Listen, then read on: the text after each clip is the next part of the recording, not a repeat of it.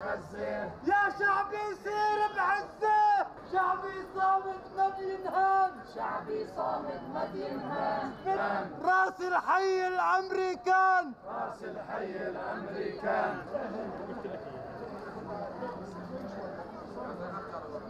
The Israeli army committed a terrible war crime by attacking first aid providers and medics in the Red Crescent Society while they were in their ambulances clearly marked with their sirens on, with their lights on.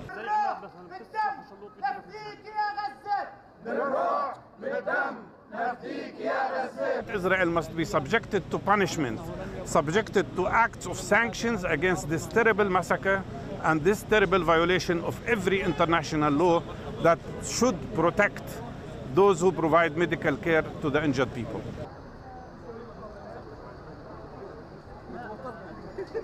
Images and footage coming out of this is scandalizing the Israeli narrative and is nullifying any account that Israel has led towards the explanation of such attack. This, in fact, is a reflection of the continuation of Israel's ignorance and Israel's negligence and Israel's denial of the rights of the Palestinian people to live and also to persist and continue to exist on their land.